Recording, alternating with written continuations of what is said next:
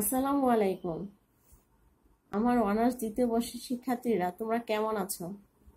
আশা করি সবাই ভালো এবং নিরাপদে রয়েছো। সবাই বাসায় থেকে পড়াশোনা করছো এবং স্বাস্থ্যবিধি মেনে চলছো। ঢাকা কলেজের ভূগোল ও পরিবেশ বিভাগের অনলাইন ক্লাসে তোমাদের স্বাগত।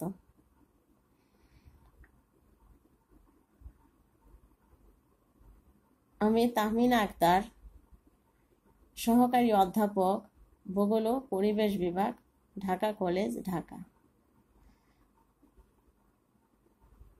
আজ আমি তোমাদের পড়াবো সংস্কৃতি ভূগোল, কোর্স কোড GETH2005। আজকে আমার পড়ানোর টপিক হচ্ছে মেসোপটেমিয়া সভ্যতা। মেসোপটেমিয়া সভ্যতার আজ আমার দ্বিতীয় ক্লাস। গত ক্লাসে আমি তোমাদের পড়িয়েছিলাম ভৌগোলিক ও সামাজিক প্রেক্ষাপট। তাহলে দেখে নে আজ কি পড়ব।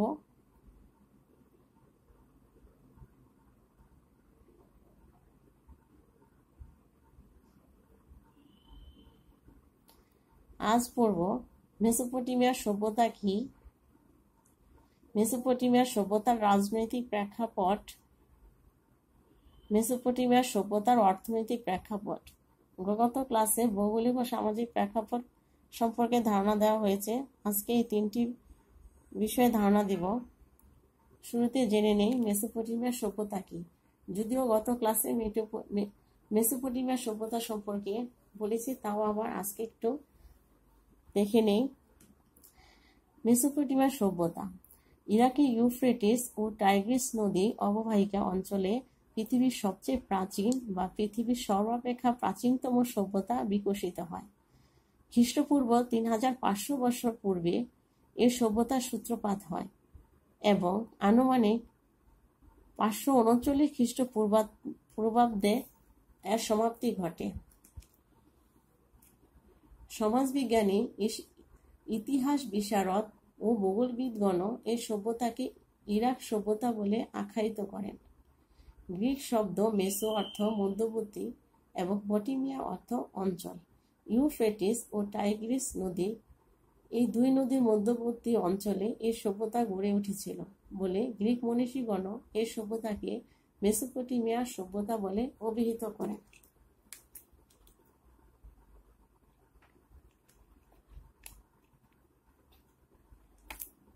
তাহলে মেসোপটেমিয়া সভ্যতাকে ইরাক সভ্যতা বলেও আখ্যায়িত করা হয়। অর্থাৎ ইউফ্রেটিস ও টাইগ্রিস এই দুই নদীর মধ্যবর্তী অঞ্চলে এই সভ্যতা গড়ে উঠেছিল বলে মনীষীগণ এই সভ্যতাকে মেসোপটেমিয়া সভ্যতা বলে অভিহিত করেছেন।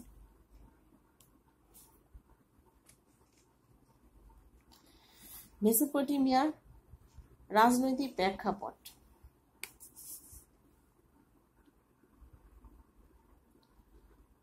মেসোপটেমিয়া অঞ্চলটি তিনটি স্বাধীন সাম্রাজ্যে বিভক্ত ছিল। সাম্রাজ্য তিনটি হল বেবিলন, সুমের ও অসুর। এই তিনটি রাজ্যে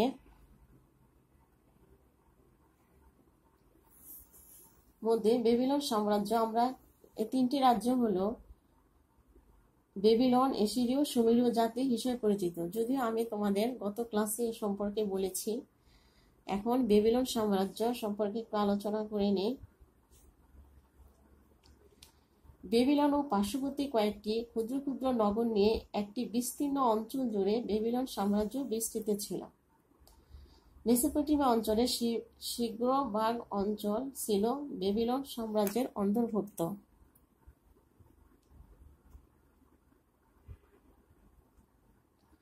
বেবিলন সাম্রাজ্যের গড়ে ওঠা সভ্যতা ইতিহাসে বেবিলন সভ্যতা নামে খ্যাত। যেহেতু মেসোপটেমিয়া অঞ্চলের অর্ধাংশের বেশি একক এলাকা বেবিলন সাম্রাজ্যের অধীন ছিল ও অর্ধাংশে অনেক কম অংশ জুড়ে অপর দুটি সাম্রাজ্য সুমের ও অসুর বিস্তৃত ছিল। এই কারণে ইতিহাসে মেসোপটেমিয়া সভ্যতা বলতে যা বোঝায় বেবিলন সভ্যতা বলতে তাই বোঝানো হয়ে থাকে। বেবিলন ইতিহাসের অন্যতম প্রাচীন নগর। ইউফ্রেটিস নদীর পশ্চিম তীরে খ্রিস্টপূর্ব 3500 বছর পূর্বে বেবিলন একটি পূর্ণাঙ্গ নগরে পরিণত হয়। এই বেবিলন নগরকে কেন্দ্র করে গড়ে উঠে ইতিহাসখ্যাত বেবিলন সাম্রাজ্য এবং এই বেবিলন সাম্রাজ্যের অধিবাসীগণ গড়ে তোলেন বেবিলন সভ্যতা।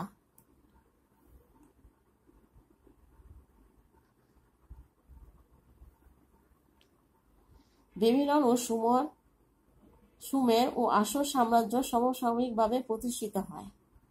প্রাথমিক পর্যায়ে দক্ষিণে সুমের ও উত্তরে আসর সাম্রাজ্য আধিপত্য বিস্তার করলেও মেসোপটেমিয়া সভ্যতার মধ্যভাগে এসে সুমের ও আসর সাম্রাজ্যের পতন ঘটে এবং অবস্থানগত সুবিধার কারণে বেবিলন সাম্রাজ্যে একচ্ছত্র বিস্তার করে এবং সমস্ত মেসোপটেমিয়া অঞ্চল বেবিলন সাম্রাজ্যের আওতাভুক্ত হয়ে পড়ে। এই কারণে মূল মেসোপটেমিয়ার সভ্যতা পরবর্তী অর্ধাংশে বেবিলনীয় সভ্যতা নামেও পরিচিত।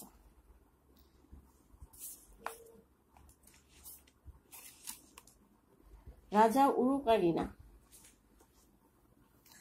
রাজা উরুকাগিনা সুমের রাজ্যের সম্রাট ছিলেন। তার রাজ্যের রাজধানী ছিল লাগাস নগর। রাজা উরুকাগিনা প্রতাপশালী ও কঠোর শাসক ছিলেন। তিনি প্রজাদের কর ভারে জর্জরিত করেন। রাজকর্মচারী ও দরিদ্র জনগোষ্ঠী রাজা কর্তৃক নিপীড়িত হতো। ইতিহাসে রাজা উরুকাগিনা অত্যাচারী রাজা হিসাবে পরিচিত ছিল। রাজা উরুকাগিনার অত্যাচার ও দুঃশাসনে রাজ্যে প্রজাদের মাঝে অসন্তোষ দেখা দেয়। এ সুযোগে পার্শ্ববর্তী উসমা রাজ্যের সম্রাট সুমের আক্রমণ করেন এবং রাজা উরুকাগিনাকে পরাজিত করে লাগাস অধিকার করে। ফলে রাজা উরুকাগিনার শাসন আমলের সমাপ্তি ঘটে। রাজা উরুকাগিনা মাত্র 10 বছর রাজত্ব করেন।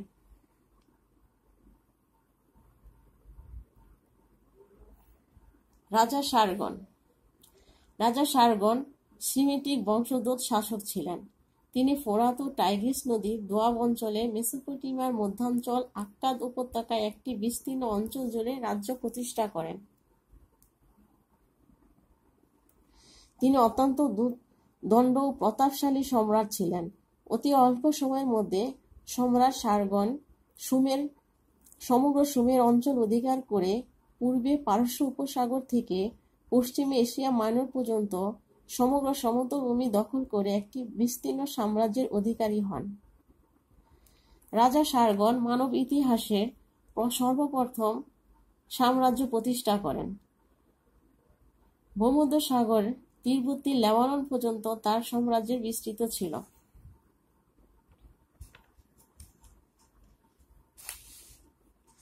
রাজা সারগন শাসক হিসাবে অত্যন্ত কঠোর ও অত্যাচারী ছিলেন।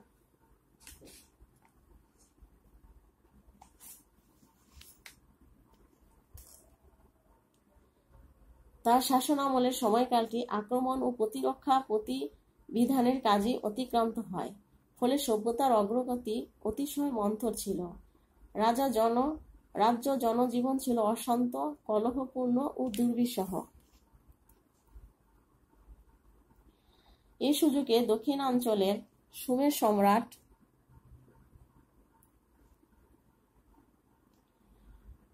সারগীয় সাম্রাজ্য আক্রমণ করে সারগন বংশধরের পতন ঘটায়। রাজা উরুনাম্য। সুমেরীয় সম্রাটের নিকট সারগীয় সাম্রাজ্যের পতনের পরবর্তী 200 বৎসর মেসোপটেমিয়া অঞ্চলে সংঘাতময় সময় অতিবাহিত হয়। ক্ষুদ্র নগর রাষ্ট্রসমূহ অহরহ পরস্পরের সাথে সংঘর্ষ ও যুদ্ধের বিগ্রহে লিপ্ত হয়ে পড়ে। এই সময়কালটি ছিল ক্ষুদ্র ক্ষুদ্র রাজার উত্থান ও শতাব্দী। সুমের সম্রাট উরুনাম্য প্রায় 100 বৎসর রাজত্ব করেন। ঐতিহাসিকগণ উরুনাম্য রাজ্য প্রতিষ্ঠাকে সুমেরীয় রাজ্য পুনর্জাগরণ নামে অভিহিত করেন।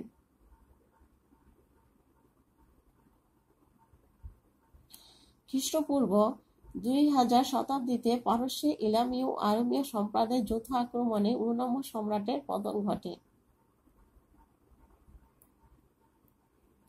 উরুনাম্য তার সময় তার রাজ্যে বহু কীর্তি স্থাপনা নির্মাণ করেন।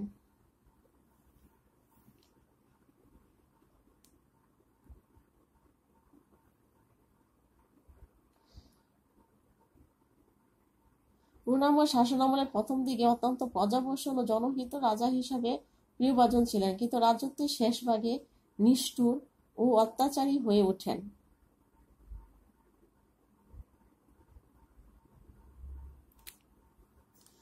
রাজা হাম্মুরামি। সুমের সম্রাট উরনাম্য পতনের অব্যাহতির পরে সুমের সাম্রাজ্যের জবানিকাপাত ঘটে। এ সময় উত্তরাঞ্চলে আক্কাদ এলাকা থেকে একটি উৎকর্ষ উন্নত জাতি সমগ্র মেসোপটেমিয়া অঞ্চলে আধিপত্য বিস্তার করে এবং বেবিলন নগরে রাজধানী স্থাপন করে একটি রাষ্ট্র গঠন করে। ইতিহাসে এই সম্প্রদায় বেবিলন সম্প্রদায় এবং রাজা বেবিলনীয় সাম্রাজ্য নামে খ্যাত।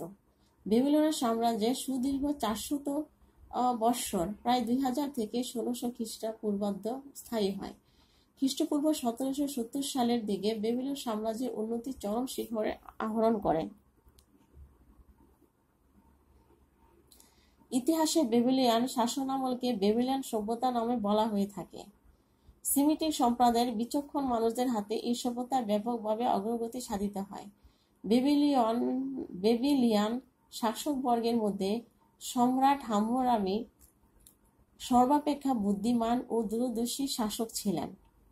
তিনি খ্রিস্টপূর্ব 1792 সাল থেকে খ্রিস্টপূর্ব 1750 সাল পর্যন্ত মোট 42 বৎসর রাজত্ব করেন। দক্ষিণ পারস্য উপসাগরের কিনারা থেকে উত্তরে সিরিয়া পর্যন্ত তিনি রাজ্য সম্প্রসারণ করেন। সম্রাট হাম্মুরামি নেপাল হিসাবে নিজেকে প্রতিষ্ঠিত করার প্রয়াস করেন এবং প্রজাকুলের ভাগ্য বিধাতা হিসাবে স্বীকৃতি পান। 40 বছর রাজত্ব করার পর সম্রাট হাম্মুরাবির শাসনামলের অবসান ঘটে।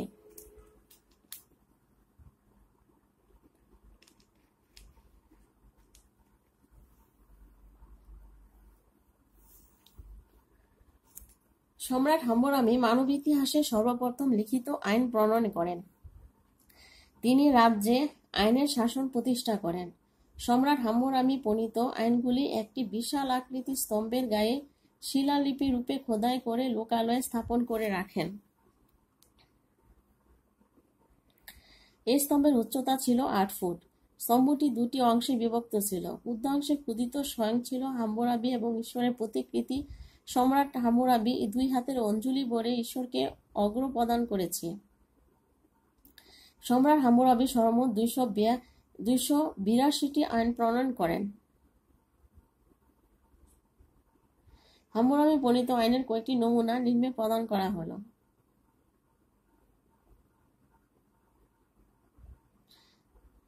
কোনো ব্যক্তি অন্য ব্যক্তির অঙ্গ বিনষ্ট করলে তাও সেই অঙ্গ বিনষ্ট করে দেওয়া হবে। চোখের বদলে চোখ, হাতের বদলে হাত, কানের বদলে কান, নাকের বদলে নাক ইত্যাদি। খ, কোনো সামগ্রী কেনার পূর্বে ক্রেতাকে তার দায়িত্ব বহন করতে হবে।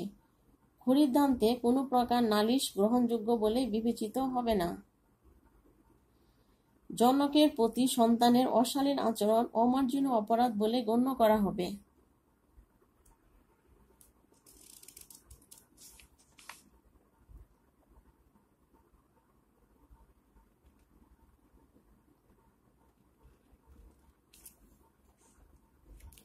নগরে নবাগত পরিব্রাজক লুণ্ঠিত হলে নগরবাসীকে তা পুষিয়ে দিতে হবে।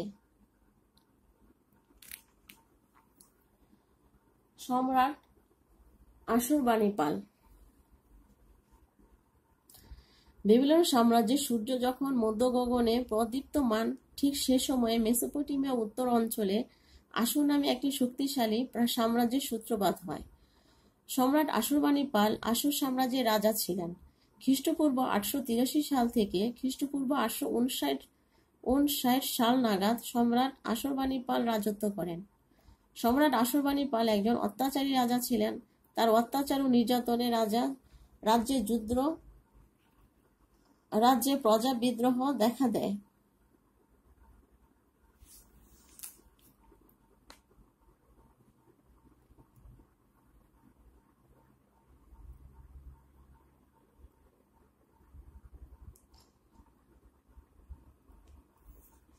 সম্রাট তিগ্লাত-পিলেন। সম্রাট আশুরবানিপালের পতনের পর রাজা তৃতীয় সম্রাট তিগ্লাত-পিলেন আশুর সাম্রাজ্যের শাসনভার গ্রহণ করেন। তিনি অত্যন্ত সুশাসন ও প্রজাবর্ষণ শাসক ছিলেন।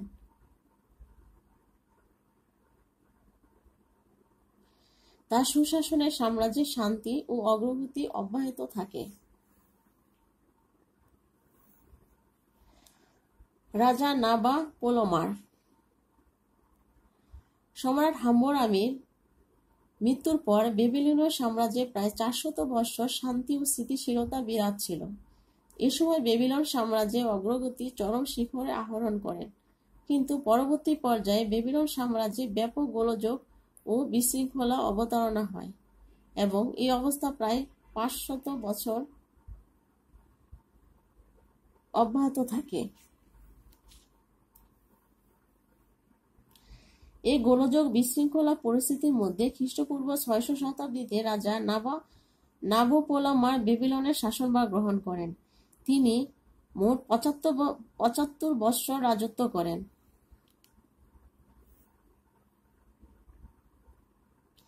বেবিলন সাম্রাজ্যের রাজনৈতিক অস্থিরতা পার্শ্ববর্তী পারস্য সম্রাটকে রাজ্য আক্রমণে উৎসাহিত করে তোলে।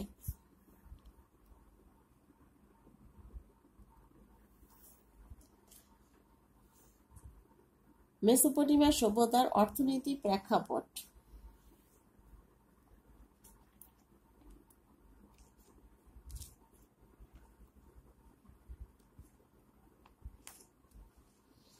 এখন আমি মেসোপটেমিয়া সভ্যতার অর্থনৈতিক প্রেক্ষাপট সম্পর্কে আলোচনা করব। শুরুতে কৃষি। মেসোপটেমিয়া সভ্যতার মূল অর্থনৈতিক ভিত্তি ছিল কৃষি উৎপাদন। মানব ইতিহাসে এ অঞ্চলে পূর্ণাঙ্গ কৃষির উদ্ভব হয়। একটি উন্নত কৃষি সম্প্রদায়ের হাতে মেসোপটেমিয়ান সভ্যতার বিকাশ সংঘটিত হয়। মেসোপটেমিয়ান অঞ্চলে কৃষিকর্মীরাই সর্বপ্রথম ভূমি কর্ষণ পদ্ধতিতে কৃষি কার্য করা শিখে। তারাই প্রথম কাঠের লাঙ্গল দ্বারা ভূমি কর্ষণ করে আবাদ করা আরম্ভ করে। মেসোপটেমিয়ান কৃষকরা সর্বপ্রথম নানা রকম শস্য আবিষ্কার করে, যে সকল শস্য উৎপাদন করা শিখে।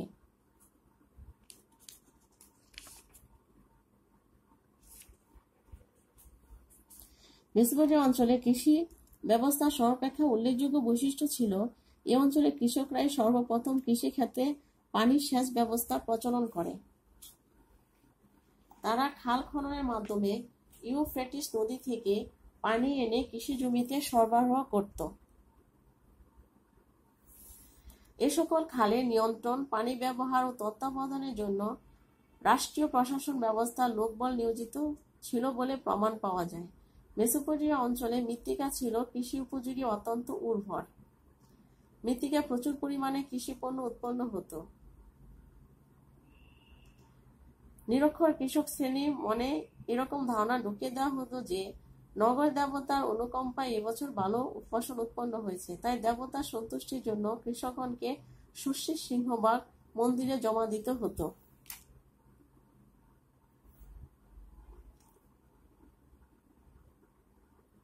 অবশ্য মৌসুম শুরুর প্রাক্কালে মন্দির থেকে দরিদ্র কৃষকদের মধ্যে বিনামূল্যে বীজ সরবরাহ করা হতো। দারিদ্র কৃষকগণ দুর্ভিক্ষে আক্রান্ত হলে মন্দির থেকে উদ্ধৃত ফসলের হিসাব বিতরণ করা হতো। 2. পশুপালন। মেসোপটেমিয়ান কৃষিজীবী সম্প্রদায় শস্য উৎপাদনের পাশাপাশি পশুপালনে পারদর্শী ছিল। গৃহপালিত পশুগুলোর মধ্যে ঘোড়া, গাধা, ভেড়া, ছাগল, গরু, বিড়াল, শূকর প্রধান ছিল। তারা সর্বপ্রথম পশুকে পরিবহন ও কৃষিকাজে ব্যবহার করা শিখে। তারা বোঝা বহনের জন্য গাধাকে ব্যবহার করত। মেসোপটেমিয়ান কৃষকদের পশুপালনের দ্বিতীয় আঙ্গিক ছিল দুগ্ধ উৎপাদন। তারা সে সময় উন্নত মানের দুগ্ধ খামার গড়ে উঠেছিল।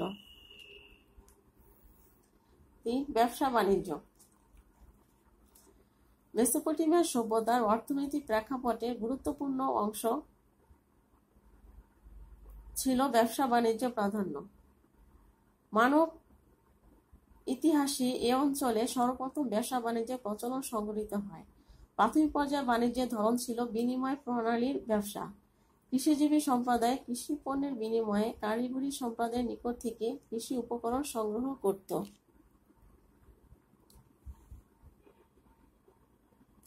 ইউরোপে বাণিজ্যের ব্যাপকতা বৃদ্ধি পায়। ব্যবসা বাণিজ্যে দ্রব্য সামগ্রীর সাথে সংযুক্ত হয় ধাতু, পাথর ও কারুপণ্য। স্বর্ণ, তাম্র, টিন, রৌপ্য, কাঠ, প্রস্তর, অলঙ্কার, গৃহ উপকরণ ইত্যাদি আমদানি রপ্তানি করা হতো এক অঞ্চল থেকে আরেক অঞ্চলে। কারিগরি শিল্প। মেসোপটেমিয়া সভ্যতার অর্থনৈতিক প্রেক্ষাপটের অপর একটি গুরুত্বপূর্ণ অংশ ছিল কারিগরি শ্রেণীর শিল্প উৎপাদন। মেসোপটেমিয়া সমাজে নানা পেশা শ্রেণী কারিগর সম্প্রদায়ের বসবাস ছিল। ইতিহাসবিদদের ধারণা, মানব সভ্যতার এ পর্বে এই অঞ্চলে সর্বপ্রথম বয়ন শিল্প উৎপাদিত হয়। এখানে তোমরা দেখছো সুতা বুননের চিত্র একটি দেখা যাচ্ছে। মেসোপটেমিয়া সমাজে সর্বপ্রথম মৃৎ শিল্পের বিকাশ ঘটে। কর্মকার শ্রেণীর মৃৎশিল্পীগণ নরম কাদা দিয়ে হাড়ি, ইট, মূর্তি বানাতো, সেগুলো রোদ্রে শুকিয়ে ব্যবহার ও বাণিজ্য করত।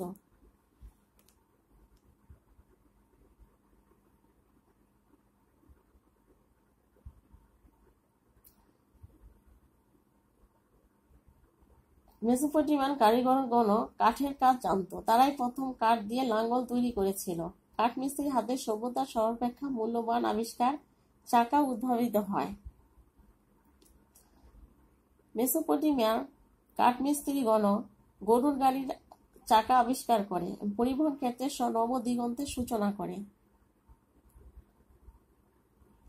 চাকা ও গাড়ি তৈরি মেসোপটেমিয়ার মানুষের নিজের বোঝা পশুর গাড়ি চাপিয়ে দেয়।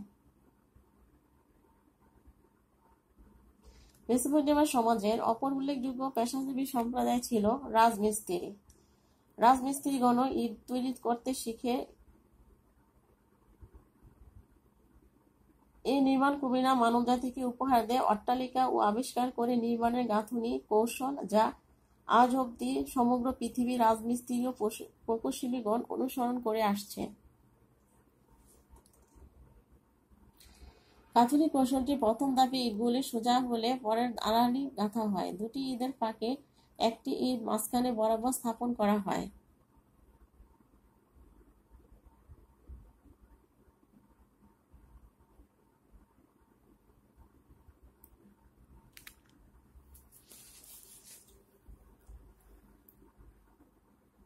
আশা করি তোমরা এতক্ষণ আমার আলোচনা বুঝতে পেরেছ। মেসোপটেমিয়ার রাজনৈতিক প্রেক্ষাপট এবং মেসোপটেমিয়ার অর্থনৈতিক প্রেক্ষাপট সম্পর্কে আলোচনা করেছি। সবাই ভালোভাবে বুঝতে পেরেছ এবং বাসায় পড়াশোনা করবে। সবাইকে ধন্যবাদ। ভালো থেকো, সুস্থ থেকো, স্বাস্থ্যবিধি মেনে সবাই বাসায় অবস্থান করো। আল্লাহ হাফেজ।